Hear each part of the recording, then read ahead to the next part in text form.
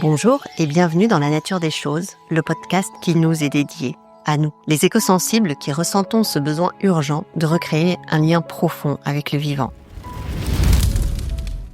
Nous vivons dans un monde en crise, où les urgences écologiques nous bousculent et où l'indifférence menace.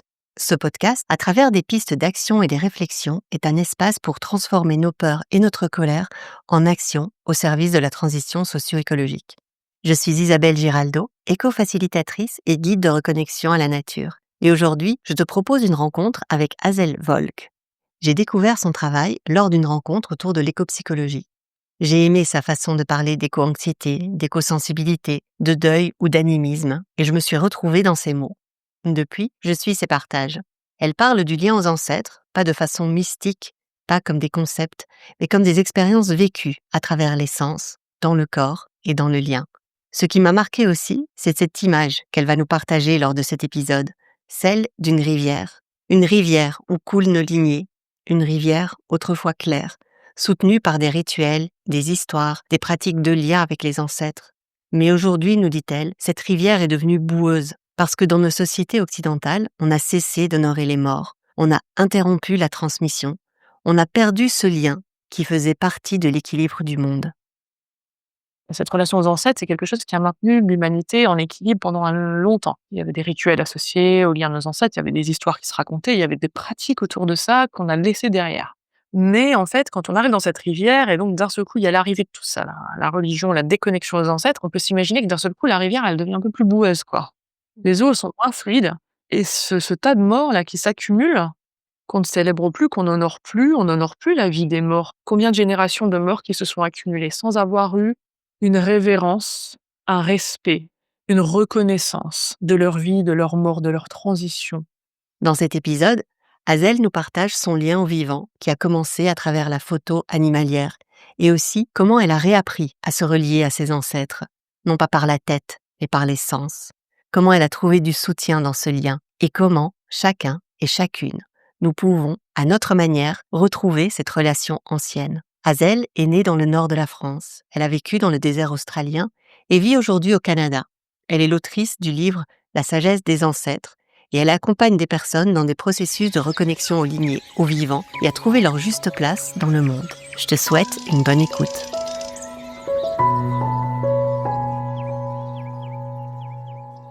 C'est une belle rencontre en tout cas et j'avais à cœur de partager ton travail. Je sais plus trop comment j'ai pris connaissance de ton travail, mais le monde de l'éco-psychologie est pas très grand et voilà, il y a des gens qui se rencontrent, des belles rencontres qui se font. Et je te suis aussi sur les réseaux, donc j'avais vraiment à cœur de partager ce que tu offres parce que je pense que c'est un travail important. Et donc ma première question d'abord, c'est où es-tu? Quel est le paysage qui t'entoure? Alors, je suis en ce moment, et j'espère pour longtemps, sur la côte ouest du Canada, sur l'île de Vancouver, entourée par les cèdres, les phoques, les loutres de mer, les baleines, euh, les ours évidemment. Et je suis voilà, en bordure de mer avec les montagnes, et c'est sur les terres ancestrales du peuple Comox. C'est là que je me situe avec tous ces êtres humains et plus qu'humains qui forment cette belle communauté, et où j'ai vraiment envie de voilà, où je commence à leur planter des racines, et j'espère que les racines vont vraiment s'ancrer ici.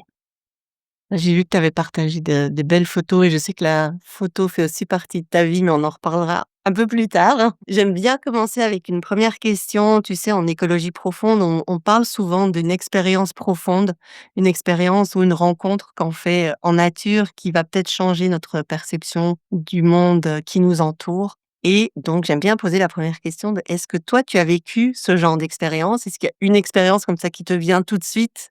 Ou est-ce que ça a été plusieurs petites rencontres qui ont fait que tu as la vision du monde que tu as aujourd'hui?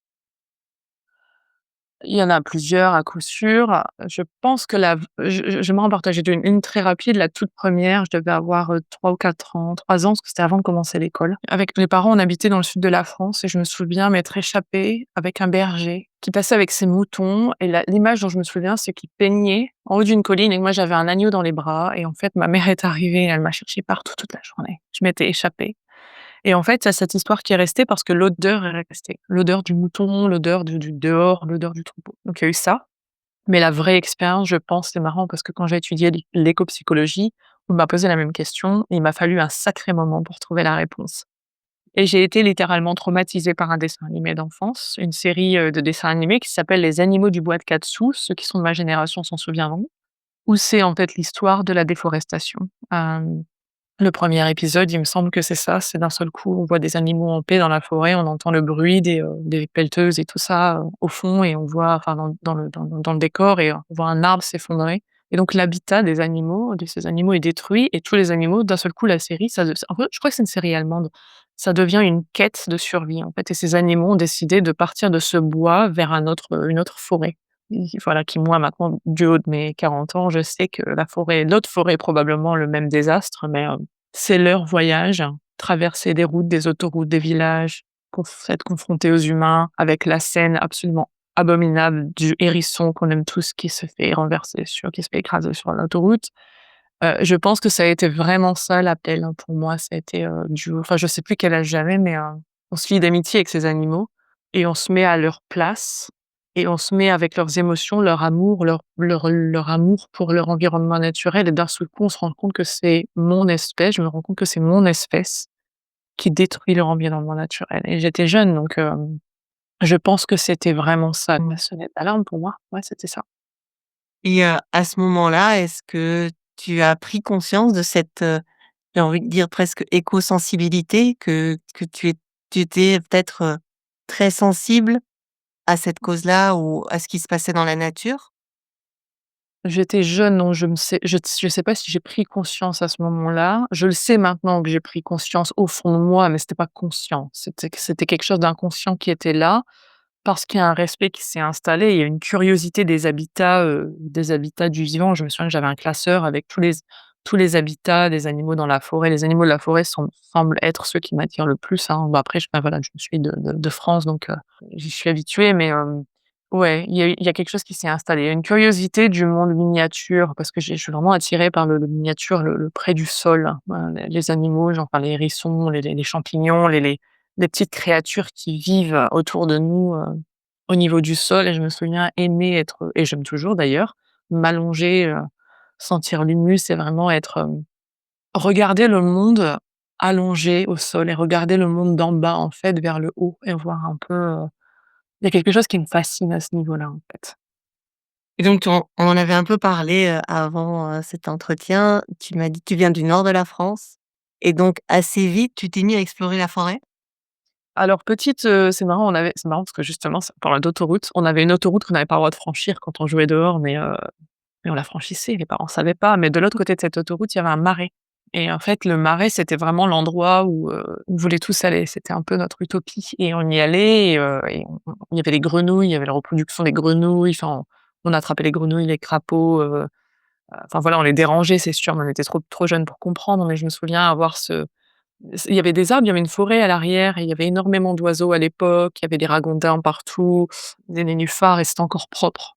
Ça a changé maintenant, mais à l'époque, il y avait encore énormément de crapauds et de grenouilles, hein et donc il y a ça qui m'a fascinée et puis donc plus tard, donc j'ai grandi quand même dans un environnement, c'est marrant, j'ai grandi dans dans un environnement défavorisé, dans un lieu où vraiment voilà, c'était comme ça. Mais par contre, pas loin de chez nous, il y avait accès quand même à du naturel quoi, à des environnements naturels. Et donc il y a quelque chose qui s'est créé, il y a du lien qui s'est créé, petite déjà et plus tard, mon premier salaire, je sais plus j'avais quoi 21 ans après les études, premier salaire, c'est parti dans un appareil photo. À l'époque, j'avais de l'argentique de mon grand-père et tout ça, mais le numérique sortait et à 20 ans, j'ai acheté mon premier appareil photo et j'ai acheté, mon premier entre guillemets «gros objectif» et j'ai vraiment commencé à aller dans la forêt. J'avais la voiture, j'avais accès, j'étais mobile donc pouvais m'éloigner donc j'allais vraiment ma forêt préférée, c'était, la forêt normale dans le Valenciennois où, c'est grand. Ça a enc à nouveau, ça a changé maintenant. J'y suis retournée récemment. Il y a encore un côté sauvage et puis c'est une forêt de chênes, il y a une histoire là-bas aussi ancestrale, qui est, ce qui m'appartient quelque part. Mes ancêtres sont de là-bas donc il y avait ce lien qui s'est fait naturellement avec du gros gibier aussi donc enfin du gros gibier, enfin j'aime pas le mot gibier quoi mais c'est comme ça qu'on les appelle mais voilà les chevreuils, les sangliers, il y a des cerfs. Et donc voilà, il y a cette chance, cette opportunité de rencontrer des animaux qu'il y avait pas plus tôt en Artois, là où je me trouvais. Mon terrain de jeu, c'était vraiment le Nord-Pas-de-Calais, mais ça, c'était vraiment plutôt quand j'avais entre 20 et 27 ans. Et à ce moment-là, tu peux peut-être nous raconter comment le fait de prendre des photos a construit ou a créé cette relation avec, les animaux et avec, les autres qu'humains?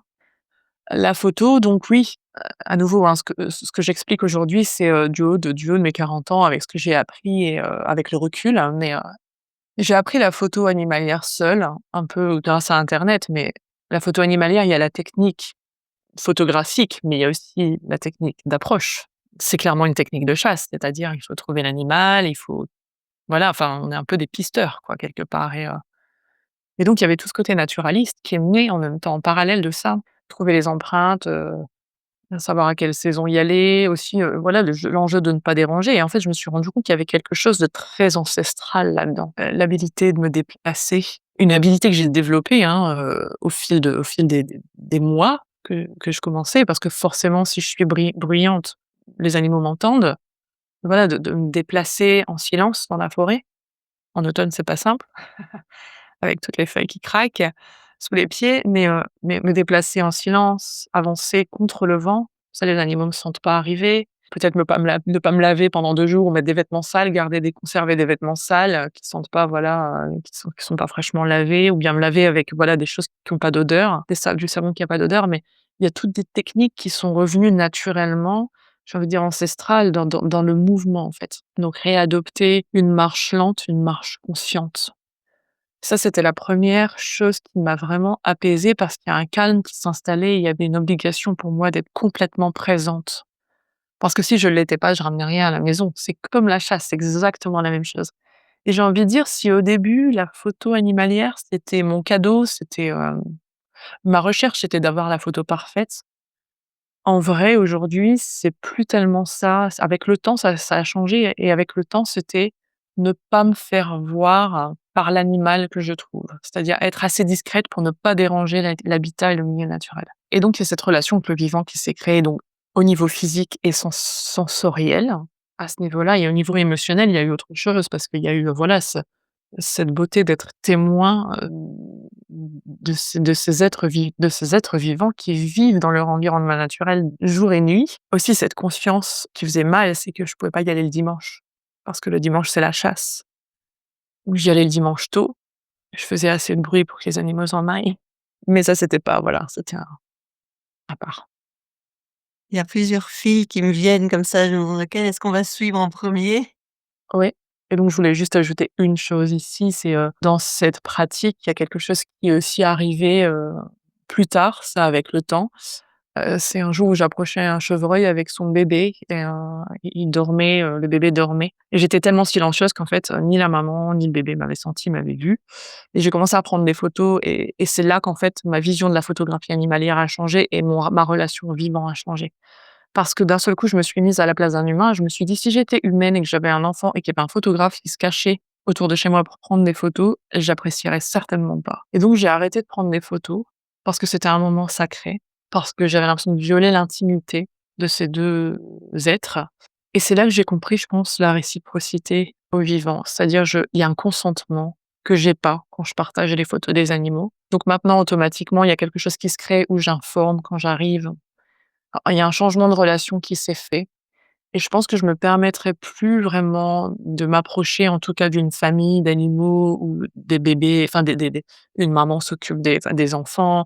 Maintenant, en fait, voilà, si ma bataille avant personnelle, c'était de ne pas me faire voir par l'animal, maintenant je veux que l'animal sache que je suis là et je veux me présenter et me dire: «Je suis là, je suis témoin d'un moment de ta vie et je le capture pour sensibiliser mon espèce qui ne te respecte pas». Il y a quelque chose dans ce genre-là qui s'est créé à ce moment-là. Voilà.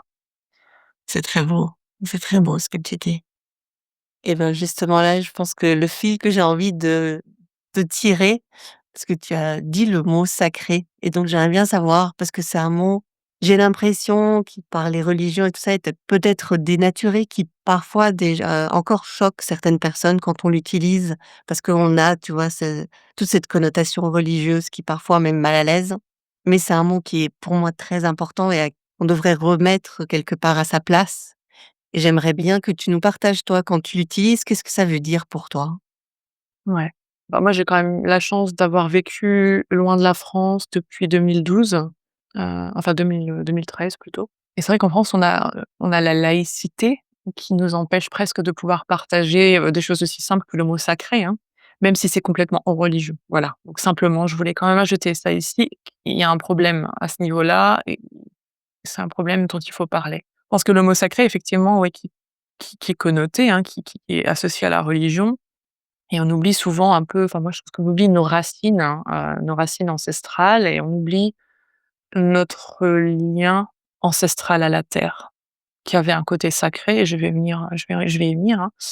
Moi, ce que je vois dans le sacré, c'est, de se souvenir de qui nous sommes en tant qu'humains, en tant qu'habitants de la terre, mais pas seulement en tant qu'habitants de la terre, en tant que création de la terre. En fait, on est une création de la terre au même titre que tout animal, toute plante, tout champignon, toute goutte d'eau.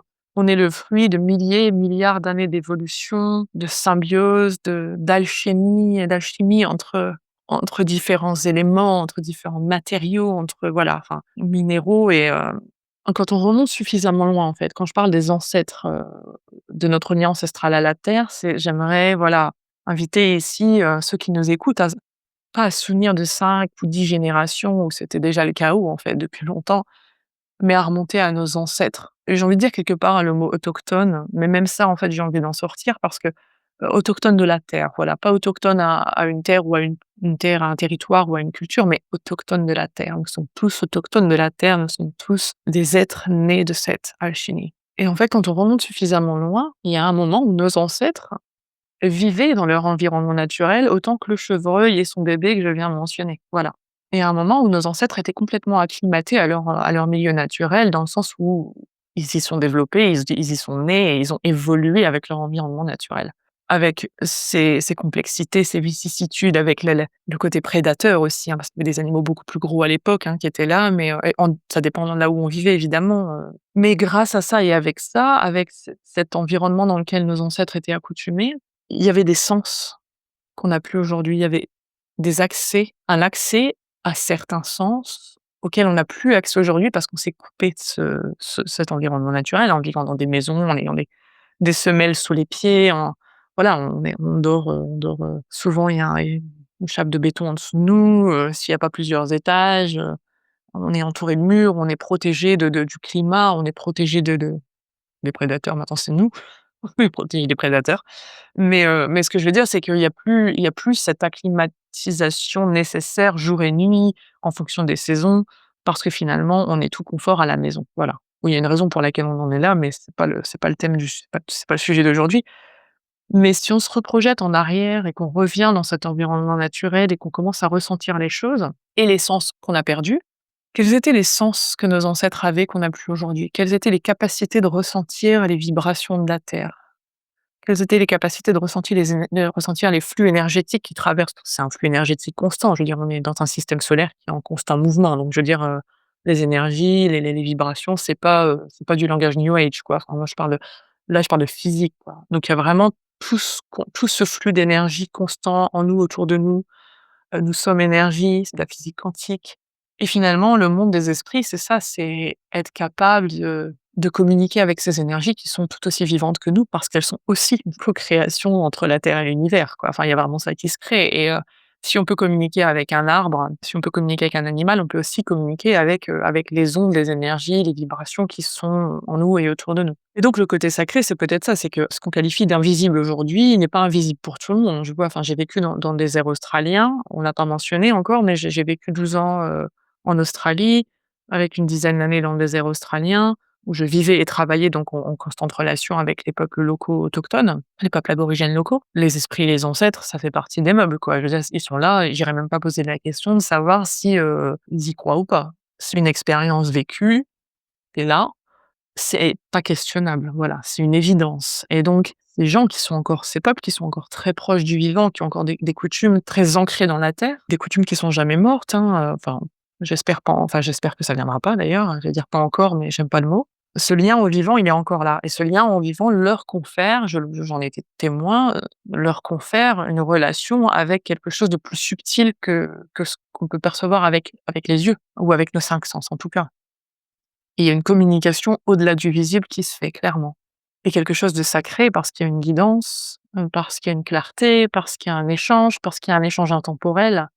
Et pour moi, c'est ça aussi notre richesse de renouer avec nos ancêtres. Il y a de renouer avec la terre et nos ancêtres. Je vois pas ça de séparer. Je vois pas ça se séparer parce que nos ancêtres font partie de la terre énergétiquement. Leur conscience continue à vivre dans le territoire, leur histoire, les traumas qui vont avec, mais les forces et la beauté. Et donc, c'est comment, en fait, enfin, je vais au-delà de ta question, hein, là, on peut continuer après, mais voilà, je vais conclure sur le sacré, voilà. Mais pour moi, c'est ça le sacré, c'est de se relier à toutes les dimensions de la vie, en fait. À ne pas oublier qu'en fait, il y a d'autres choses. Il y a des choses qu'on a oubliées, il y a des choses qu'on ne perçoit plus, qui sont toujours accessibles et c'est pas parce qu'on les voit pas et on les perçoit pas qu'elles n'existent pas. Elles sont là, elles influencent nos vies et pour moi, le sacré, c'est comment on réapprend à danser et à co-créer avec ses forces, en fait. Voilà. Bah, ça introduit bien ma question suivante, je pense, parce que justement ce qui m'est venu, c'est tu parles de se souvenir de ce lien à nos ancêtres, hein, de se souvenir de se relier à nouveau à notre lignée ancestrale. Est-ce que tu penses en faisant ce travail-là, on peut réactiver ces sens? Donc tu dis qu'on a oublié cette relation profonde à la terre, il y a des choses qu'on ne perçoit plus. Est-ce que tu penses que c'est possible de réactiver ces sens? Oui, complètement. Enfin, j'en suis l'exemple même, hein, parce que je suis née, on m'a pas donné j'avais pas d'approche, dans la famille, on m'a pas appris à faire tout ça, on m'a pas, connectée au vivant naturellement. J'habitais en ville, enfin, il y a personne qui m'a enseigné ou qui m'a transmis des traditions, en fait, ancestrales, à ce niveau-là et encore moins au niveau du corps et des sens, ça, c'est sûr. Moi, ça a commencé, c'est vraiment la photo animalière qui a commencé et comme je disais dès le début, c'est voilà, c'est l'approche, me réensauvager quelque part. Il y a quelque chose et c'est un peu à la mode ce mot en ce moment, mais c'est vraiment ça, se réensauvager, c'est trouver cette présence dans le vivant et je pense qu'on a tous des dons différents, donc il faut qu'on parte aussi de là. J'aimerais partir de là parce que la reconnexion aux ancêtres ou aux vivants ou aux arbres, on va tous avoir une finalité différente. En fait, je pense que ou plutôt la finalité est la même, c'est cette reconnexion, mais le chemin pris par chacun et chacune va être différent. Moi, ça a été les ancêtres et vivants, il y a d'autres personnes, ça va être la voix, le son, la musique, enfin voilà, il y a plein d'autres choses, hein, donc voilà. Redévelopper ses sens, pour moi, il y a une nécessité de se souvenir, en fait. Je pense que quand on arrive à se remettre dans le contexte de notre passé, entre guillemets «naturel», de nos lignées en fait, remonter suffisamment loin dans nos lignées avant même l'arrivée de l'agriculture, quand on arrive vraiment à se replonger du temps où on était chasseurs-cueilleurs et attention, je dis pas ça pour romantiser, pour, exotiser le notre autochtonie, hein, quelque part. Je pense que ça se dit en français, hein, désolée, je parle anglais tous les jours, donc j'essaie d'adapter, mais c'est pas du tout pour, exotiser ça, parce que je veux pas idéaliser quelque chose non plus, parce que ça avait aussi, ses défis, hein. Moi, je parle purement dans la reconnexion vivant. Voilà, c'est plutôt cette autochtonie-là, dans notre lien de participants et d'acteurs au vivant. C'est-à-dire qu'il y avait ce lien réciproque et ce respect envers notre territoire et envers la terre. Et donc pour moi, raviver ces sens, c'est à chacun et à chacune d'entre nous d'écouter nos valeurs les plus profondes et de voir ce qui résonne en nous. Moi, je vois des gens autour de moi qui jardinent et leur connexion vivante, c'est ça, c'est d'être capable de prendre soin d'un jardin avec des fleurs, que ce soit des fleurs ou faire pousser, voilà, la nourriture, mais de prendre soin. Quand on prend soin, enfin, je veux dire, voilà, c'est ça c'est ce que j'expliquais à un moment, c'est je suis pas maman, mais j'imagine 2 secondes que quand on a un enfant, au fil des mois et des années, en fait, on arrive à deviner, à comprendre les besoins de l'enfant avant même que l'enfant les verbalise, en fait. Parce qu'on sait le faire, parce qu'il y a un côté maternel, et je veux pas dire maternel que dans le sens de la femme, je pense que père sait faire ça aussi, mais il y a vraiment quelque chose où quand on prend soin d'un être, on comprend cet être et quand on comprend cet être, on peut aussi anticiper les besoins de cet être. On fait ça avec nos amis, on fait ça avec notre famille et on fait ça quand on offre quelque chose à notre famille, on sait que ça va leur plaire, telle chose va leur plaire ou tel geste va leur plaire. Donc sur le territoire sur lequel on vit, comment on développe ses sens? Comment on entre suffisamment en relation ou réentre en relation avec le lieu dans lequel on est ou avec l'être avec lequel on communique pour justement redévelopper ses sens et élargir ses sens. Pour moi, c'est vraiment ça. plus on entre dans une relation, plus nos sens se développent. C'est vraiment comme ça que je l'ai vécu, moi, grâce à la photo animalière et plus tard, donc avec les ancêtres. Ce lien aux ancêtres, comment il t'est venu finalement? Parce que c'est quand même assez particulier de se dire: «Bah, je vais, travailler ce lien aux ancêtres» et puis ça a été finalement ta porte d'entrée dans tout ce qu'on pourrait appeler, écopsychologie, écosensibilité. Enfin, pour prendre soin de ton lien vivant, toi, c'est passé par les ancêtres et donc c'est pas typique et je serais curieuse de savoir, beh, comment tu en es arrivée là? Alors l'histoire est intéressante, le parcours est intéressant parce que je te mentionnais, justement la forêt normale, qui m'est très Mmh. chère, que je qualifie toujours probablement comme, ma forêt préférée, hein, alors que j'ai voyagé donc c'est pas peu dire. J'ai commencé un arbre généalogique quand j'avais une vingtaine d'années, je sais plus 21, 22, 23 ans et j'allais aux archives, régionales. À l'époque, c'était pas en ligne, donc c'était vraiment, allez, on prend les gros manuscrits et on tourne les pages et il y a quelque chose de magique. Rien que là-dedans, je me souviens de toucher les pages, il y avait quelque chose qui s'était créé. Il y avait déjà du lien qui s'était créé avec mes ancêtres et plus je trouvais, mes ancêtres plus je trouvais, des ancêtres qui étaient plutôt dans l'agriculture ou qui travaillaient en lien avec, le vivant ou à la ferme ou plus je me sentais liée. Il y a déjà ça qui s'était créé à l'époque et c'est récent, hein, je veux dire avant la Première Guerre mondiale, mes ancêtres étaient dans les campagnes de l'Artois et bon voilà, du côté maternel en tout cas et en fait, avec le temps donc ça c'est un j'en parle maintenant parce que ça va faire sens après et donc j'ai laissé ça de côté. Je suis arrivée en Australie en 2012, j'ai fait mon petit chemin de vie et puis petit à petit, c'est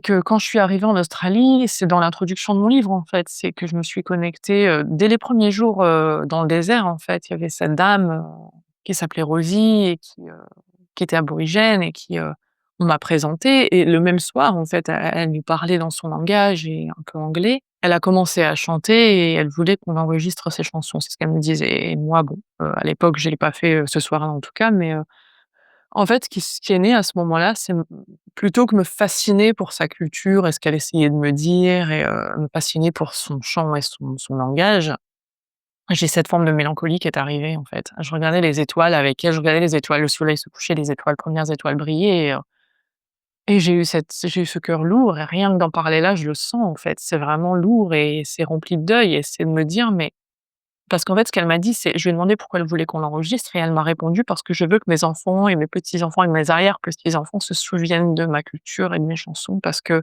pour le moment, ils sont trop distraits par leur téléphone portable et vivre entre 2 cultures» parce que là-bas, c'est une réalité de la colonisation aussi, c'est, très compliqué et quand elle a dit ça, en fait, je me suis assise, j'ai regardé les étoiles briller et je me suis dit: «Mais elles sont où? Ils sont où les chants de mes arrière-arrière-arrière-grand-mères, mes grand-mères lointaines là, qui partageaient les histoires avec leurs ancêtres autour du feu?» Et j'ai eu cette grande, grande nostalgie et en fait, c'est comme ça que ma nouvelle quête est née en quelque sorte, c'est de me relier encore plus loin que enfin voilà, les registres, du Nord-Pas-de-Calais en fait, c'était très limité quoi. Enfin, tout a été brûlé avant. De toute façon, il y a pas vraiment d'écrit en français, c'est du latin arrivé à un moment et de toute façon, tout a été brûlé avant 1500, en Belgique en tout cas, 1600 plutôt, en 1650 en Pas-de-Calais, donc ça on peut remonter assez loin déjà. Et en fait, je savais pas ce que je recherchais à l'époque. Je sais que j'avais ce lien aux ancêtres qui était vraiment là dans les coulisses, on va dire. Et en fait, ma grande quête, c'était: «Est-ce que nos vies antérieures sont liées à nos lignées?» Et j'ai eu toute cette réflexion qui s'est posée parce que moi, je suis assez, c'est-à-dire ancrée, j'ai besoin d'avoir les preuves physiques, quoi. C'est-à-dire que je vais pas aller me percher, dire: «C'est ma vie ancestre c'est ma vie, antérieure, bla bla bla». Mais j'avais besoin de cette recherche et donc je suis retournée dans les archives qui étaient cette fois en ligne et je me suis amusée pendant 4 mois non-stop, après le travail toute la nuit. Je dormais 4 heures par nuit, donc j'étais voilà, 4 mois non-stop dans les archives. Jusqu'à ce que je rencontre justement mon enseignant, qui s'appelle Daniel Faure, qui a un livre en français qui s'appelle «Guérir avec ses ancêtres», dont j'ai écrit la préface d'ailleurs et je l'ai rencontré et en fait, lui, il a développé toute une pratique qui est de justement de reconnexion aux ancêtres, de raviver ses relations et en fait, en une journée, j'étais en Australie, en une dame m'a dit: «Ah, dans la rue, qui me connaissait: «Je pense que tu vas aimer son livre, je sais plus son nom, je te l'envoie quand je rentre à la maison». Et en fait, je rentre à la maison, j'étais sur mes mails à ce moment-là, je sais pas ce que je faisais sur l'ordinateur, mais je reçois son texte je vois dans mes mails, «N'oubliez pas, vous vous êtes inscrite à un webinaire avec professeur Daniel Faure Et juste à ce moment-là, elle m'envoie un texto en me disant: «C'est le professeur Daniel Faure». Et là, je dis: «OK, donc ouais, je suis au bon endroit au bon moment». Et donc c'est comme ça que ça a ouvert les portes. Donc Daniel Faure, il a développé toute une pratique de reliance aux ancêtres, dans une optique de guérison des lignées.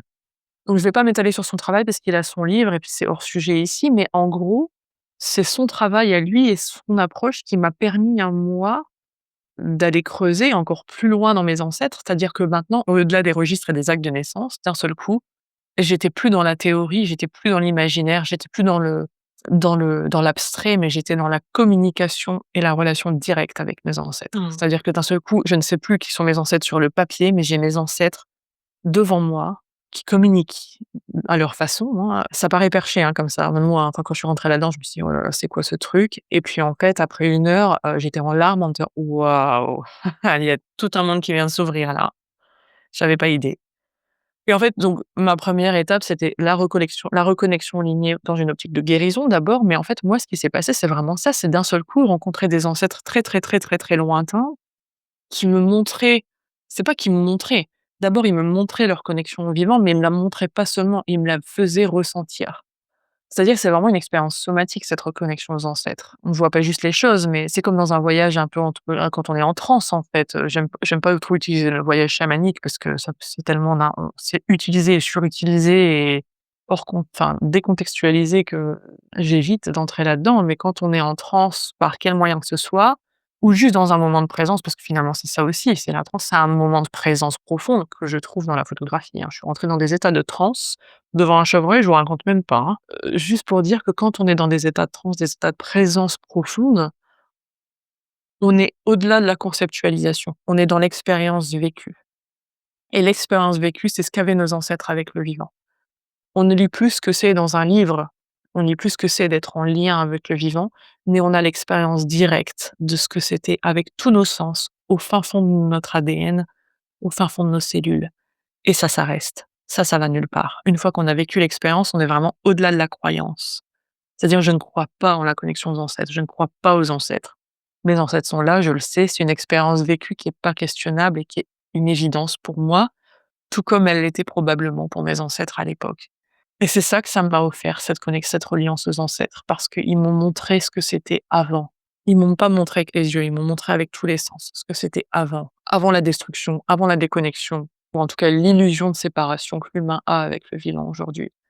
Et ce qu'ils m'ont montré, c'est qu'en fait, on est un maillon de la chaîne. Que quand une personne va pas bien dans le clan, et quand je dis le clan, c'est notre communauté, c'est notre voisinage, c'est notre famille, attention, hein, c'est, notre clan moderne qui est trop grand maintenant, donc c'était délicat, mais quand quelqu'un va pas bien dans le clan, ça influence tout le monde autour de nous parce qu'on fait partie d'un réseau. Quand on prend pas soin du jardin autour de nous, ça va nous influencer, et vice versa, et en fait, on est vraiment un réseau interconnecté et si on prend pas soin les uns des autres, ça a une influence sur nous, ça a une influence sur le groupe et rien peut aller, en fait, parce que, enfin, notre groupe, il est grand aujourd'hui, on est 8 milliards et comment, en fait, on prend soin de petits groupes pour créer cette toile du vivant dont on fait partie, qui est en bonne santé à nouveau, quoi. Quand je t'entends, c'est vrai qu'on en est encore au niveau des ancêtres de se dire, bah, tout le monde est d'accord pour que on hérite les traits physiques. Ça, il y a personne qui le remet en question, en fait. Qu'on a, la même tête que la grand-mère, le nez du grand-père, ça, tout le monde s'accorde. Mais je me dis: «Mais en fait, on n'est pas très loin du fait d'accepter que aussi, eh bien, on a ça, comme tu le dis très bien, dans notre ADN. On a peut-être les traumas et on a aussi ces mémoires de notre relation, la relation qu'on avait avec le reste du vivant avant et que c'est à l'intérieur de nous». Et je trouve très beau dans ce que tu dis que, finalement, c'est pas parce que depuis quelques années et finalement à l'échelle de notre histoire d'être humain, ça fait pas si longtemps que ça, qu'on vit de cette manière complètement, déconnectée et quelque part, le mot qui me vient, moi, c'est «déraciné».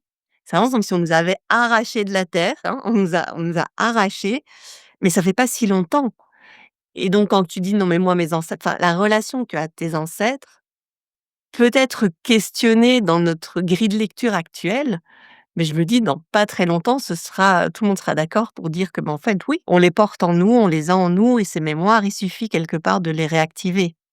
C'est ça. Il y a beaucoup d'approches pour se relier aux ancêtres et moi j'utilisais beaucoup la constellation familiale, la psychogénéalogie, mais c'est vraiment basé sur des faits, en fait, sur des choses qu'on connaît déjà de nos ancêtres, que là, on est au-delà des faits parce qu'on ne sait pas. Enfin voilà, il y a un moment, on est obligé d'aller chercher au plus profond de soi intuitivement et de se relier à ses ancêtres de manière sensorielle et intuitive plutôt que de manière cognitive et mentale, en fait. Et donc c'est ça, en fait, la barrière, parce que ce déracinement dont tu parles, c'est ça que ça nous a coupés de notre intuition. Enfin, il y a beaucoup d'entre nous qui en fait, l'intuition, elle est toujours là, c'est juste qu'elle est sous la surface et qu'il faut la réapprivoiser. Recréer une relation avec cette partie de nous qui nous permet justement d'accepter. Mais ce que je déplore pas mal avec ces pratiques, que ce soit la constellation, ou la psychogénéalogie, je généralise beaucoup, hein, parce que ce sont des pratiques que j'adore et dont je me sers, mais c'est qu'on se concentre énormément sur le traumatisme, en fait. Allez, on va aller, on plonge dans le trauma avec déterrer le trauma, allez hop, au plus profond et on va aller se faire encore plus mal, on souffre déjà, mais on va creuser encore plus pour se faire encore plus mal, essayer de comprendre. Alors qu'en fait, il y a un moment, on est au-delà de ça, c'est-à-dire, il y a pas que des traumas dans nos lignées. Il y a de l'amour, il y a de la beauté, il y a de la force, il y a de la reliance possible et moi, dans ma pratique, c'est vraiment ça et on n'est pas du tout dans l'évitement. Je suis pas du tout dans l'évitement, c'est-à-dire, on appelle ça bypassing en anglais où, on se sert de notre spiritualité pour complètement oublier ce qu'on ressent et essayer d'éviter les émotions. Ça, le monde sait le faire. Tout le monde, je veux dire, la société moderne, on est champion là-dessus. On reste très, très occupé pour oublier de ressentir et là, c'est vraiment, l'opposé que j'offre. Cette approche, c'est vraiment de ralentir, être présent, ressentir mais on utilise la porte des ancêtres et ce que je veux dire ici, c'est ce que tu disais, c'est que, il y a une forme de contraction qui se passe parce que si on y pense, on savait tout ça. Il y a un moment, nos lointains ancêtres n'auraient pas questionné, la couleur de peau d'un autre peuple. Tout peuple avait, je veux dire quand les Vikings, ils ont débarqué, sur les terres, canadiennes ou américaines, je crois que c'était au Canada, à Labrador, les îles du Labrador, je suis pas trop forte en histoire, mais quand les Vikings ont débarqué, qu'ils ont rencontré les peuples autochtones locaux, ils avaient des croyances, enfin, c'est pas des croyances, j'aime pas ce mot, ils avaient une vision du monde similaire, une vision animiste, on appelle la vision animiste et je tiens à placer ce mot ici parce que l'animisme est beaucoup confondu avec le chamanisme et l'animisme en soi, c'est ce dont on parle depuis le début, c'est notre expérience directe du vivant, voilà.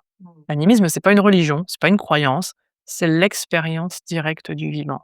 On est au-delà de la croyance parce qu'on est encore, voilà, dans la sphère relationnelle avec l'animisme et donc cette approche, cette vision animiste du monde, ce regard animiste ou cette compréhension animiste du monde faisait à l'époque, avec nos lointains ancêtres, que quels que soient les peuples qu'ils rencontraient, quand ils voyageaient, je veux dire, enfin, on voit tous la colonisation d'une certaine façon, on a tous les noms de ceux qui ont colonisé les terres, mais je vois en Australie, c'était Captain Cook. Eh bien, avant ça, il y avait tous les pas les peuples indonésiens qui voyageaient vers le nord de l'Australie. Il y avait un échange constant qui était fait avec le nord de l'Australie. Donc, il y avait tout un échange qui était là, et puis c'était des peuples qui se respectaient sans invasion, sans colonisation, sans aller forcer une autre croyance chez les autres, mais avec une réciprocité des échanges culturels, une curiosité, sincère les uns envers les autres. Et puis, bah, voilà, nous, en fait, en Occident, il y a eu toute l'histoire de la persécution des femmes, ce qu'on appelle la chasse aux sorcières, qui inclut pas que des femmes, attention, mais il y a eu tout ça. Il y a eu la période des Lumières où on a complètement, dénaturé, désacralisé le vivant où, si on parlait aux vivants, si on parlait aux plantes, si on parlait du vivant ou des plantes, bah, on finissait au bûcher. Donc il y a un moment, tout ça, on l'éteint par protection. C'est ça aussi, c'est qu'il y a un moment, il a fallu qu'on se taise, sinon on était mort, hein. Donc pour préserver l'espèce, ben, on se coupe de ses sens. Nous, il y a eu ça, en tout cas au niveau des femmes. Au niveau des hommes, c'est très binaire ici, attention, mais voilà, j'inclus, tous ceux qui s'identifient comme tels, hein. Voilà, j'aime bien l'inclusivité, hein. Les hommes, c'est pareil, je veux dire des années de guerre et de bataille non-stop où on est obligé de se couper de ses sens et de ses émotions. Je veux dire, quand on est séparé de sa famille, qu'on sait même pas si on va survivre, qu'il y a pas de téléphone portable à l'époque pour dire: «Je t'aime, je vais mourir», il y a un moment, on se coupe de tout ça parce qu'on sait pas si on va rentrer vivant ou si on va rentrer à la maison. Donc je veux dire des années de troubles où justement tout ça, toutes ces batailles, toute cette philosophie, tout ce côté intellectuel et mental qui est né, toute cette conceptualisation du monde, parce qu'on est maintenant dans la conceptualisation du monde à travers l'écriture, à travers le mental, ça nous a déracinés encore plus, quoi. Mais voilà et c'est ce que je veux dire, c'est que c'est ce que tu as dit dans ta question, c'est qu'il y a pas si longtemps que ça qu'on est déconnecté. Et c'est vrai que si on y pense, l'arrivée dans l'histoire des choses, dans l'évolution de la Terre qui je sais plus c'est 4 milliards d'années, je sais plus l'âge de la Terre, mais voilà en gros pour rappeler aux auditeurs, c'est que si la Terre avait, 24 heures, l'humain, Homo sapiens, il me semble juste Homo sapiens serait né à 23h59 et 30 secondes. Ça, c'est 300 000 ans d'expérience humaine sur Terre. Homo sapiens, juste Homo sapiens, sachant qu'on descend d'autres espèces humaines et qu'avant nos espèces humaines, on était des animaux, on était d'autres espèces. Donc on a aussi cette sagesse en nous. Attention, on n'a pas que la sagesse humaine, hein. Et Homo sapiens, il est là, et Homo sapiens, ben, il y a à peu près 12 000 ans ou 14 000 ans, parce qu'on est en 2000, je sais plus, 2020, 25, ça passe vite. Mais entre 12 000 et 5 000 ans, quels que soient les endroits sur Terre, on s'est détaché de notre environnement naturel pour se sédentariser, faire pousser. Et on était toujours proche du vivant à ce moment-là, parce qu'on était encore avec les cycles du vivant et tout ça. Mais comme on était sédentarisés, on n'allait plus, on se déplaçait plus avec les saisons. Et du coup, il y a eu tout le voilà, naissance, on va pas rentrer là-dedans, mais naissance du patriarcat, capitalisme et tout ce qui va avec, appropriation des terres, guerre, c'est là que les guerres sont nées, les massacres de masse, j'en parle dans mon livre. Il est assez lourd le chapitre 1 de mon livre parce qu'il est vraiment là-dessus, mais une fois qu'on passe le chapitre 1, je pense que ça s'allège. Je préviens, mais voilà.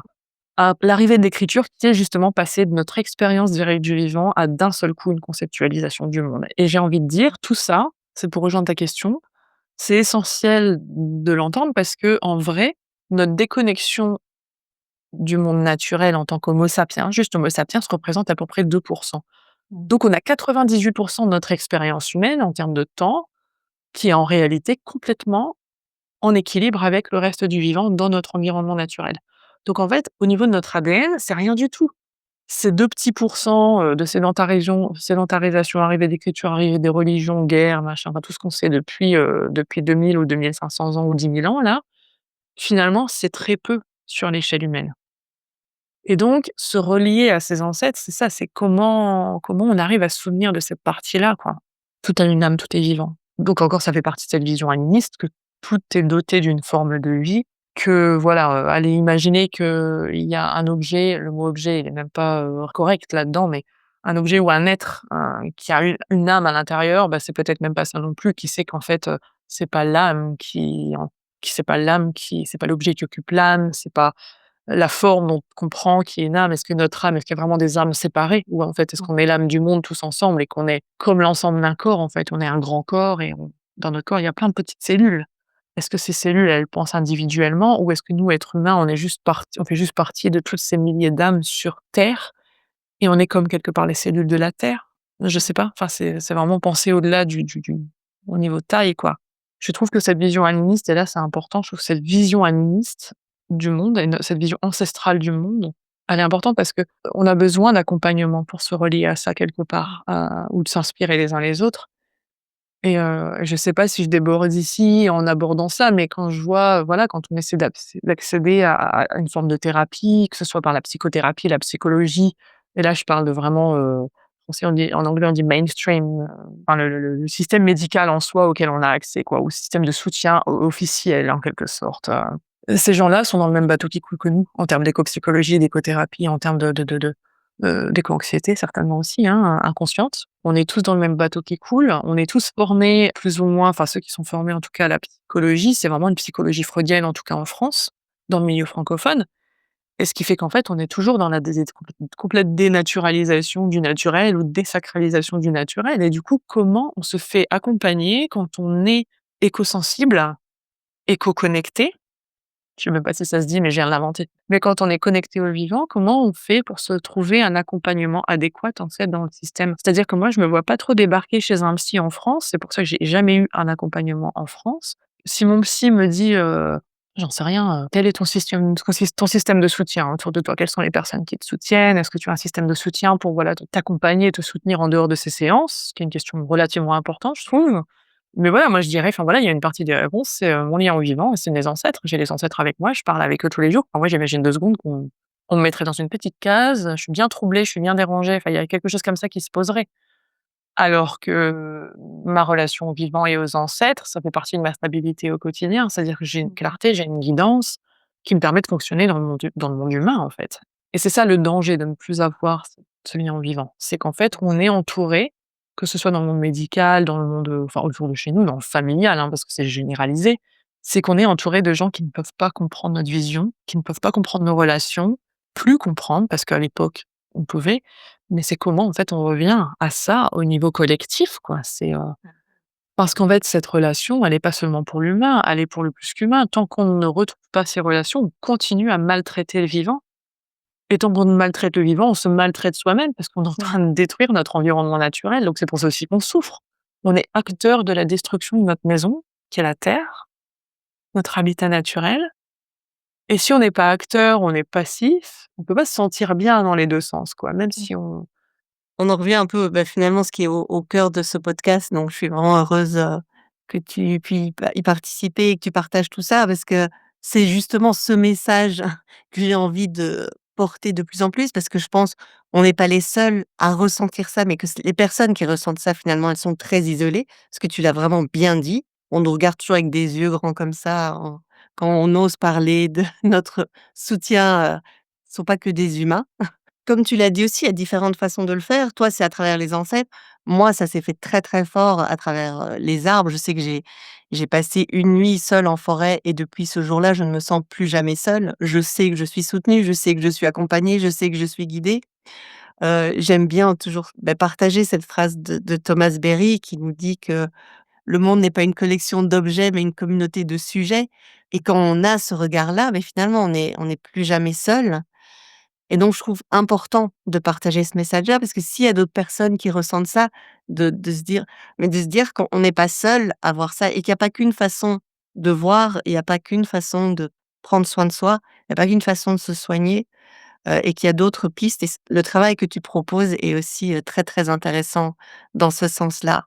Et j'aime bien que tu aies partagé justement cette vision animiste. Je sais plus dans quel livre j'ai lu ça, mais je pense qu'il y a un livre très intéressant qui s'appelle Jung animiste, où Jung était peut-être est maintenant reconnu comme un des premiers éco-psychologues et cette vision animiste, il avait de se dire: «Mais peut-être qu'on fait partie d'un tout, que l'être humain s'est déconnecté du reste de la famille, de la planète Terre et quelque part, moi, j'ai cette croyance que le reste du vivant attend qu'on revienne, qu'on réentre dans la danse qu'on était censés danser tous ensemble et qu'on s'est séparés et quelque part, ils sont là à bon, à un moment, vous allez vous réveiller, à un moment, vous allez comprendre que on est, comme tu l'as si bien dit, on est tous et toutes dans le même bateau. C'est tous ensemble qu'on va s'en sortir et mais du fait qu'on est déconnectés, on est en train de détruire notre maison. Ça fait une jolie boucle, d'arriver peu à peu à la fin, de se dire: «Beh, voilà, on a exploré, tous ces thèmes et de ce lien important au vivant qui peut passer par les ancêtres et qui peut voilà, il y a différentes portes d'entrée». J'avais une dernière question qui m'est venue et que je trouve peut-être importante quand même à traiter parce que tu en as touché un mot, tu as dit plusieurs fois que quand tu te connectes aux ancêtres, c'est pas que tes ancêtres directs, tu as invites à aller beaucoup plus loin et c'est vrai que souvent quand on parle de reconnexion aux ancêtres, ça peut générer parce que, voilà, il y a eu, des traumas, des abus dans certaines familles, des grosses blessures et c'est parfois difficile de passer au-delà. Donc je sais pas si toi tu as une technique, qu'est-ce que tu proposes pour les gens où dès qu'on parle d'ancêtre directement, il y a quelque chose qui va se crisper peut-être à l'intérieur, des: «Non mais j'ai pas envie d'aller là». oui, oui, puis ça fait peur, c'est pas voilà, enfin, puis voilà, enfin, je veux dire, en parlant d'ancêtres, ça devient d'un seul coup, on se met à parler aux morts, quoi. Enfin, je veux dire dans la pratique, c'est d'un seul coup là, je parle aux morts. Enfin voilà, c'est, «Quel est ton boulot tous les jours?» «Je parle aux morts». Donc oui, non, effectivement, il y a quelque chose qui peut vraiment, rebuter, mais c'est marrant parce que ça lie un peu avec la chose que tu disais, dans l'isolation, on se relie au vivant. Enfin, je sais plus qu'est-ce que tu as utilisé, je paraphrase, mais tu as dormi une nuit en forêt, tu t'es plus jamais senti isolé. C'est marrant parce que j'avais envie de dire, est-ce que d'un seul coup, être éco-sensible ou avoir, des traumas suffisamment grands dans notre enfance ou dans notre vie, ça arrive, hein, des fois, il se passe des choses qui d'un seul coup nous brisent littéralement. Si c'est pas l'enfance, ça peut être plus loin et en fait, il y a un moment quand on est brisé, c'est là que je dis toujours, on descend dans les profondeurs de l'âme et dans les profondeurs de l'âme, c'est sombre et il y a quand c'est sombre qu'on peut laisser entrer la lumière, quoi et je me dis toujours que voilà, il y a le trauma, c'est une porte d'entrée, quoi, vers la sagesse aussi. C'est que tout ce qui nous arrive, ça arrive pour une raison. J'aime pas dire ça non plus parce qu'il y a des choses absolument horribles et des fois quand on se dit, «Faut que je trouve une raison pour laquelle ça m'est arrivé». Non, c'est pas ce que je suis en train de dire, mais ce que je veux dire, c'est comment on transforme notre trauma en résilience. Comment on transforme notre isolation en force? Et en fait, cette isolation, c'est ce qui nous a naturellement renvoyés vers le vivant pour moi, c'est ce que voilà et qui nous a permis de nous rendre compte qu'en vrai, on a tout un autre réseau au-delà de l'humain, quoi. C'est juste génial. Je pense que c'est une force auprès des introvertis ça, parce que voilà, on communique peut-être plus facilement avec l'autre que l'humain et voilà, c'est super. Pour revenir à ta question, comment on fait?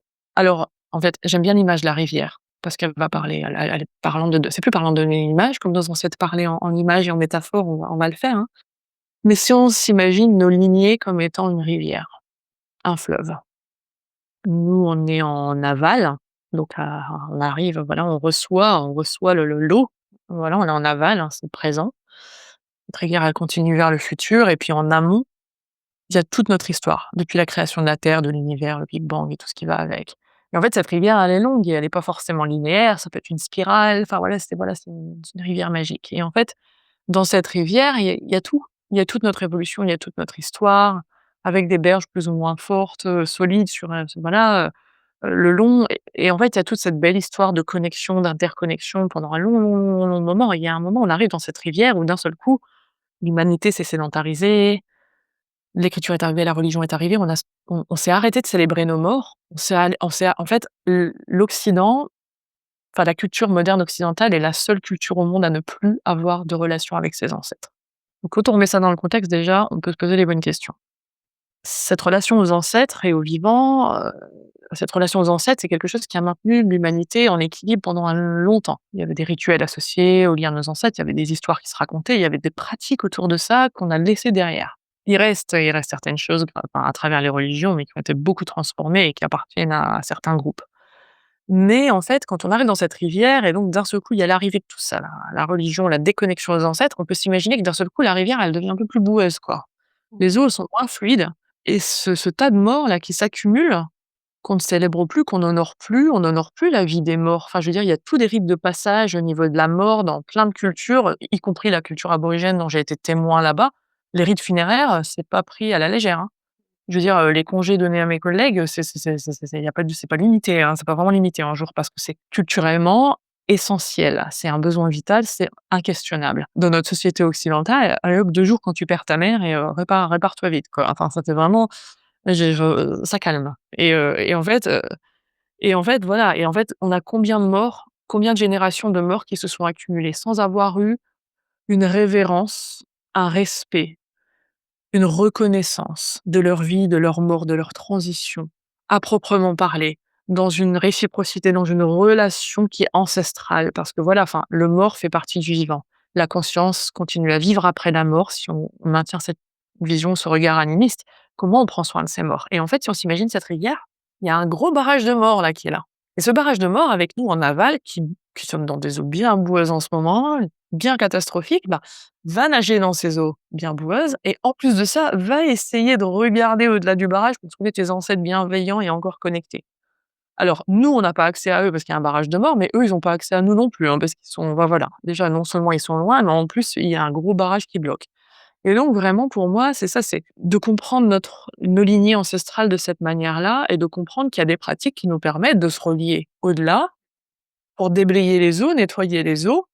Donc on prend soin, on fait office de présence, on prend soin des territoires sur lesquels on vit, donc c'est une partie de la reconnexion. Mais si on veut prendre soin de notre paysage intérieur, parce que c'est ça aussi, ça fait partie de nos lignées, présent, passé, futur.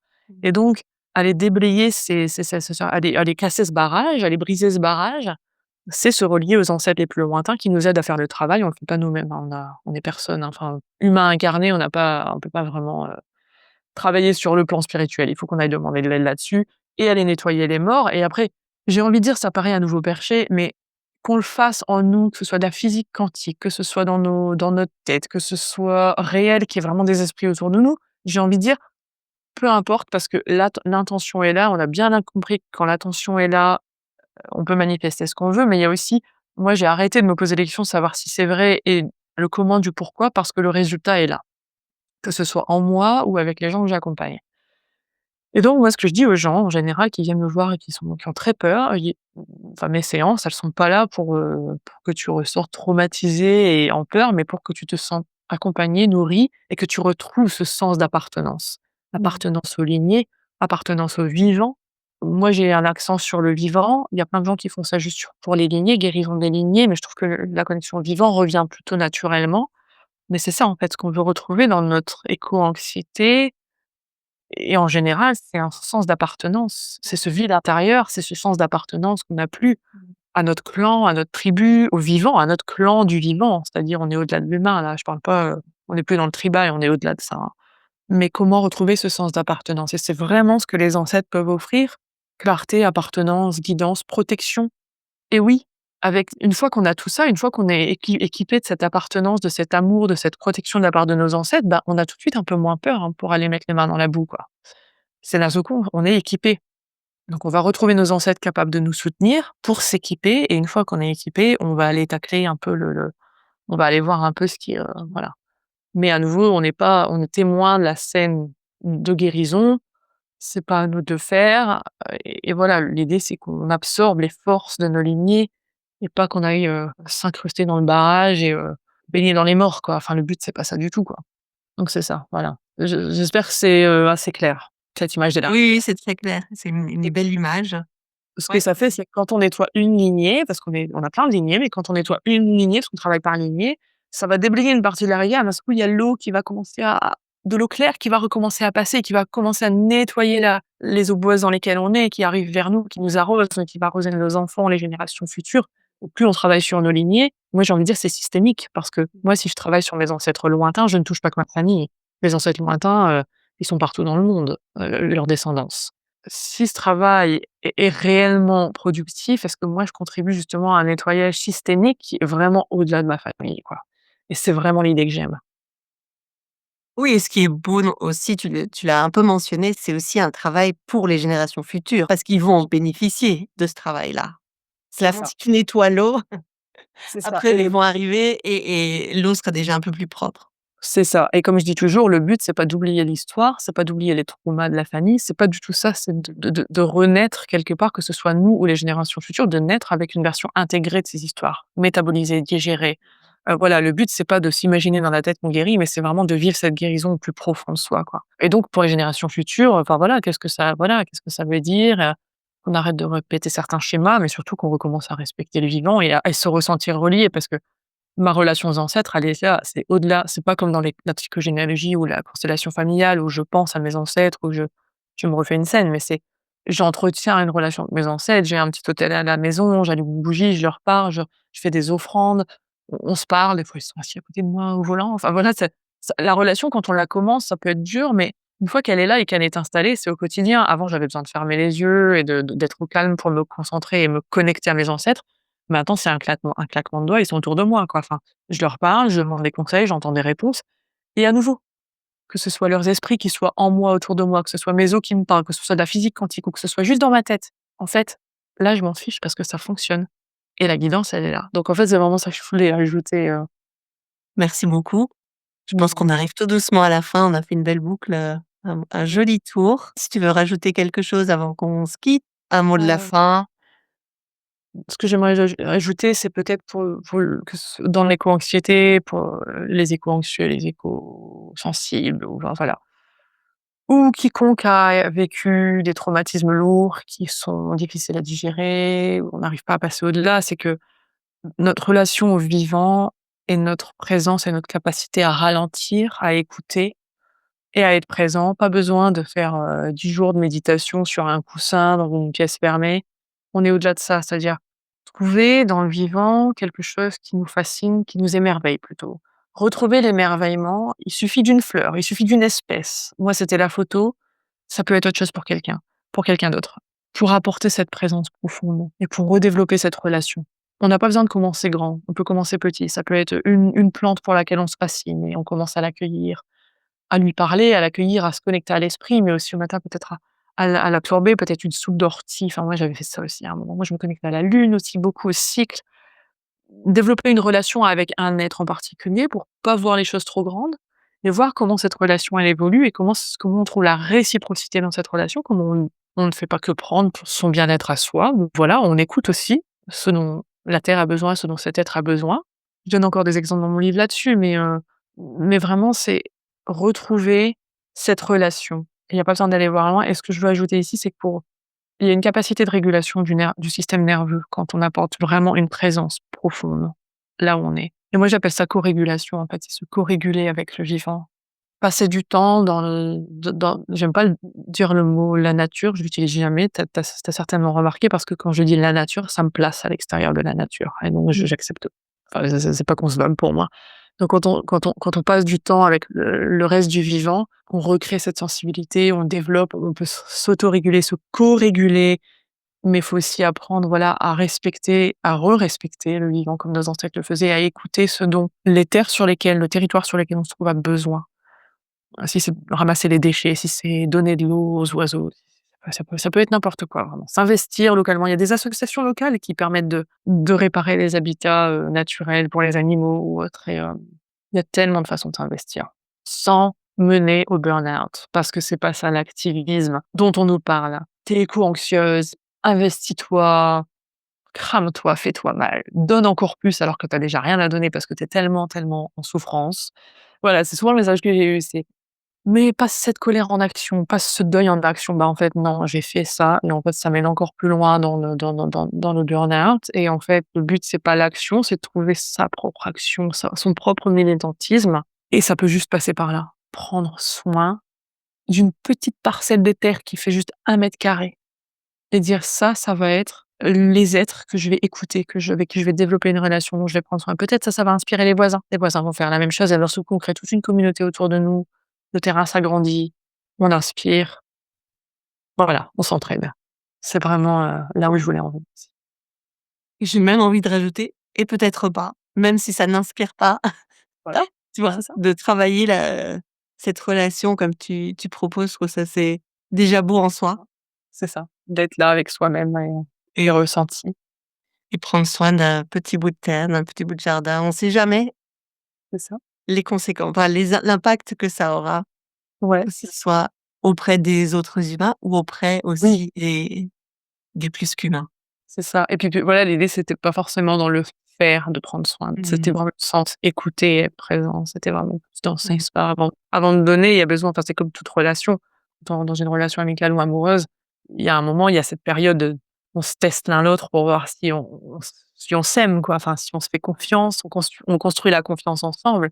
Une fois que la confiance est construite, on peut aller plus loin ensemble et faire des projets ensemble et j'ai envie de dire avec le vivant, c'est la même chose. C'est faire la cour, C'est ça, c'est ça, c'est courtiser, ça. oui, c'est ça C'est le ça, mot. courtiser, ouais, ouais. Courtiser.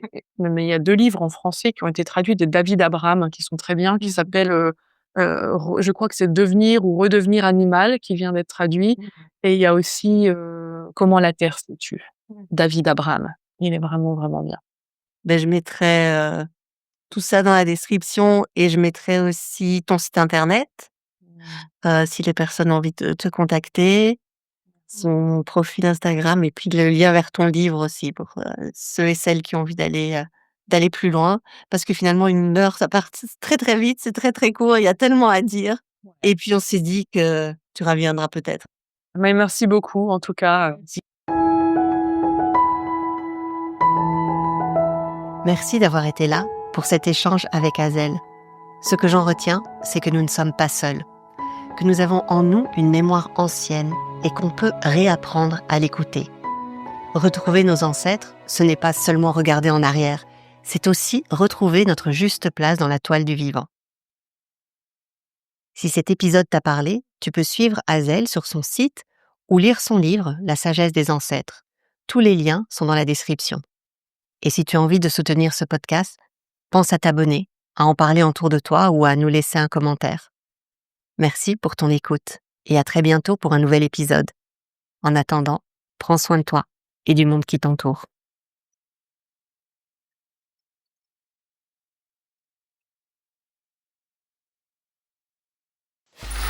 Free audio post-production by alphonic.com.